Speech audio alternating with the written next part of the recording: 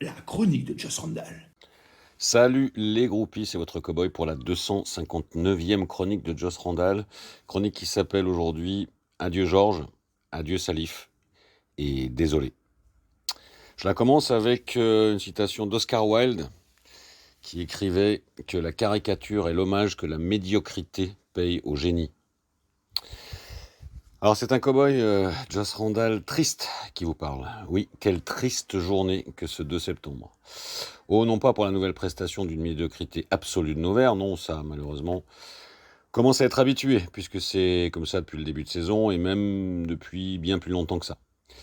Non, triste, car à l'heure où le chaudron, avec ses copes pour la dernière fois avant un bail, rendait un vibrant et mérité hommage à la légende Georges Beretta, celui qui, à une lettre près, avait un nom de pistolet. Mon Dieu, mais où sont passées nos gâchettes? Nous prenions dans la figure une deuxième vague douloureuse, avec l'annonce que notre panthère Salif Keita ne rugirait plus jamais. Et par-delà la tristesse, je m'interroge depuis hier, depuis samedi, sur ce que ces deux monstres, au moment où leurs maillots mythiques rejoignent le Panthéon, auraient pensé de ce match de merde. Et plus globalement, ce qu'ils auraient pensé de ce qu'est devenu le club qu'ils ont tant fait briller. Bah tiens, je vais leur demander dans cette chronique. En attendant, mon gars sûr de l'Aubrac, Ad Bessières Hervé, avait rendu, alors sans même le savoir, un hommage décalé à la fameuse histoire du périple en taxi du grand Salif pour rejoindre le chaudron. Alors lui, mon gars sûr de l'Aubrac, il était à 6h du mat à l'aéroport de Stockholm et il a engagé une course contre la montre pour être à Geoffroy Guichard pour 19h. Mais la comparaison s'arrête là, car si la panthère n'avait pas regretté ce long et fatigant voyage, mon gars sûr de l'Aubrac, lui, un doute m'habite. Alors, chapitre 1, Salif, Georges et l'état d'esprit. Alors, vous deux qui symbolisez encore pour beaucoup ce qu'ont été les valeurs vertes au sommet de la gloire du club, abnégation, humilité, implication et intensité, je me demande bien ce que vous pouvez penser de nos Verts aujourd'hui. Alors, c'est un peu mon arlésienne, mais je n'en démords pas. Avant de parler de système, de technique, de tactique, il faut en revenir aux bases. Et les bases, c'est que mettent les joueurs dans les matchs? Rien. Pas d'intensité, à quelques rares exceptions près, pas d'espacement de fonction, pas d'efforts supplémentaires à la perte. Alors vous qui avez connu un foot généreux, à défaut d'être techniquement brillant, ça a dû vous piquer les yeux un peu. Moi, j'avoue que match après match, ça commence à me laisser de marbre, pire qu'un coït arctique chez les Esquimaux glacés. Et samedi encore, en dehors de deux petites périodes de 10 minutes, une dans chaque mi-temps, on s'est encore bien fait chier devant le manque de vitesse dans le jeu, le manque d'énergie générale, le manque de mouvement dans les déplacements du bloc, la lenteur de construction des actions et l'absence de création de situations dans les 30 derniers mètres.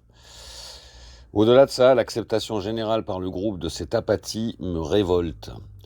C'est bien simple, à côté de moi, mon Hervé Bessières, alors certes fatigué par son long périple, a manqué de s'endormir à plusieurs reprises. Tout est dit. Salif et Georges, désolé, c'est tellement loin de ce que vous nous offriez. Chapitre 2, Salif et Georges et le coaching. Alors vous deux qui avez été coachés par des snellards, batteux ou autres herbins, je me demande bien ce que vous pouvez penser de notre petit prof de province à lunettes. Alors bien sûr, je sais, comparaison n'est pas raison, et on parle d'un foot d'une autre époque, très différent dans ses codes, dans ses mœurs, dans ses moyens, de ce qu'est le foot d'aujourd'hui, blablabla. Mais quand même, à votre époque, il me semble que les choses étaient plus simples, moins intellectualisées. On avait des joueurs avec certaines qualités, on les faisait jouer à leur meilleur poste, et dans un système où les principales qualités, ou leurs principales qualités, pouvaient s'exprimer. En tout cas, il me semble. Nous, aujourd'hui, on a un prof de labo qui continue ses expériences. Jusqu'au jour où il fera exploser la boutique après avoir mélangé 4 fioles qu'il ne fallait surtout pas mixer. Samedi encore, l'idée géniale, la nouvelle, était donc de faire jouer 2 enclumes en même temps devant. Sissoko BN, qui visiblement on a abusé des Choco BN, et Charbonnier de Bain, qui, contrairement à ce qu'il claironne dans la presse, n'est pas du tout remis de son opération. Mais surtout 2 mecs hyper lents, avec un profil de remiseur-buteur, mais remisé pour qui en fait? Sans compter qu'avec ces deux-là, pour ce qui est de la vitesse et de la profondeur, t'as le bonjour d'Alfred.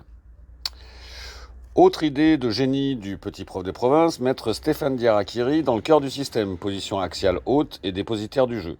Alors à quel moment ça pouvait être une bonne idée d'utiliser comme ça Un mec dont les qualités premières sont le dribble et la vitesse et qui a cruellement besoin d'espace devant lui? C'est une bonne question, ça. Alors, le seul test à l'aveugle qui a pas trop mal fonctionné, c'est French Rivera en piston droit. Mais bon, quand c'est Maxence qui vivra Rivera qui est ton homme du match, tu comprends vite que tu n'as pas le cul sorti des ronces. Et de toute façon, même s'il devait reproduire ce genre de prestation, ce dont personnellement je doute, dès le retour de Cafaro des temps modernes, le petit lutin cheveux au vent sera vite dégagé voie 12. Faudrait quand même pas qu'on s'habitue. Au final, une nouvelle prestation médiocre, et je suis poli, et une trajectoire à 1 point par match pour le grand Saint-Étienne, qui paraît-il fait peur à tout le monde, je suis ironique évidemment, et ce contre des équipes réputées faibles. Mais en fait, ça veut dire quoi faible à notre échelle à nous aujourd'hui? Quand on voit ce que la SS propose, je me pose la question. Et les autres équipes, elles nous classent où aujourd'hui, nous? Un joli rythme de relégable, donc tranquillou, mais pas d'affolement, les aminches. Le petit prof de province à lunettes nous explique que ce sont encore ces fumiers de joueurs qui ne comprennent pas ce qu'ils demandent. Ouf, alors me voilà rassuré, car je me dis qu'à un moment donné, ils vont finir par comprendre, les fumerolles. En espérant toutefois que ce ne soit pas en avril. Et du coup, moi, con à bêcher de la flotte, vous me connaissez, je m'attendais à une conf d'après-match un peu musclée, voire un peu stimulante. Eh ben, pas du tout. Un discours onctueux comme un sermon d'évêque du petit prof de province à lunettes, avec des yeux cernés de rides qui hésitent entre la fuite et l'armistice. Et à la fin de laquelle, il hoche la tête, étant bien trop élevé pour branler le chef. Les joueurs n'ont pas compris ce que je demande. Eh ben, le jour où les glands se mettront à tomber, il va se faire une entorse, le lolo. Moi, j'ai envie de dire, avec mon air con et ma vue basse, commence par faire des choix cohérents, faire jouer les mecs à leur meilleur poste, et dans l'animation la plus adaptée, puis tu verras, ils comprendront, en fait. Salif et Georges, ils comprenaient très bien à l'époque. Enfin, chapitre 3, Salif et Georges et le mercato. Alors vous qui avez connu le foot d'avant 95, le foot d'avant le fameux arrêt Bosman, un foot où le mercato n'avait pas le pouvoir magique autant que nuisible qu'il a aujourd'hui, ça doit vous faire drôle quand même.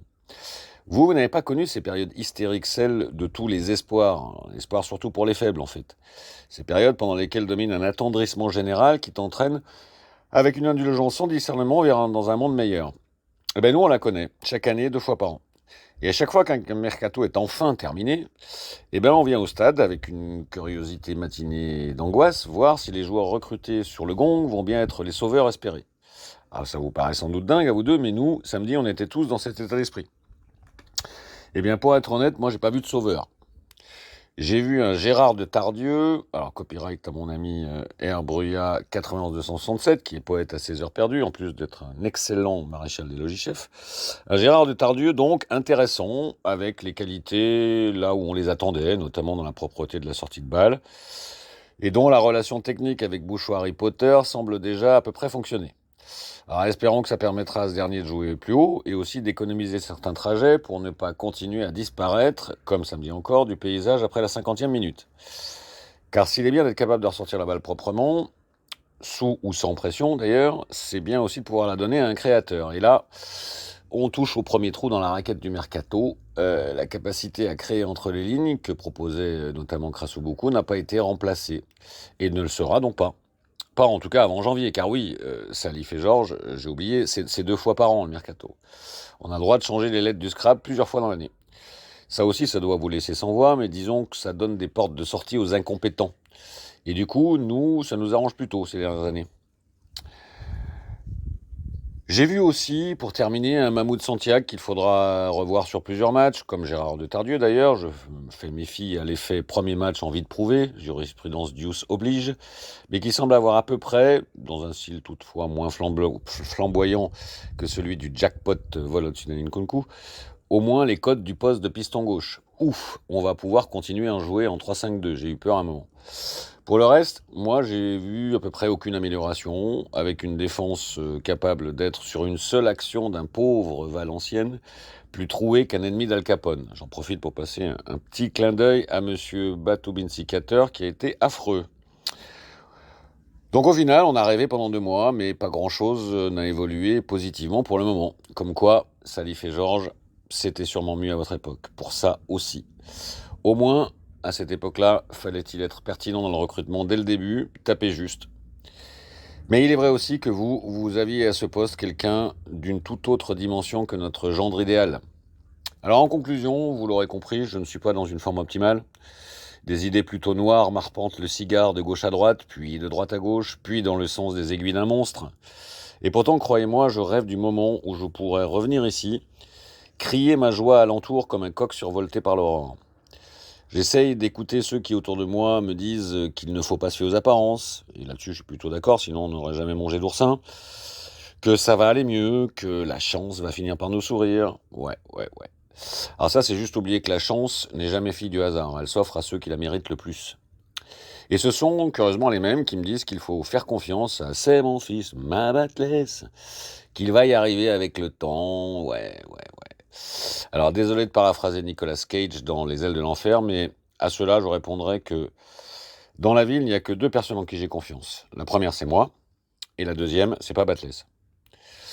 Je ne vois à la situation actuelle qu'un seul point positif, ça va peut-être enfin calmer la masse de ceux que j'appelle les synthés c'est nous, qui nous parlent de monter en Ligue 1 à longueur de X, anciennement Twitter, persuadés que le seul fait de s'appeler Saint-Étienne est une garantie de remontée. Eh bien non, messieurs, dames, désolé de vous ternir l'enthousiasme, cet ASS-là n'a, pour le moment en tout cas, absolument rien pour prétendre à jouer les 5 premières places de Ligue 2, et encore moins les 2 premières.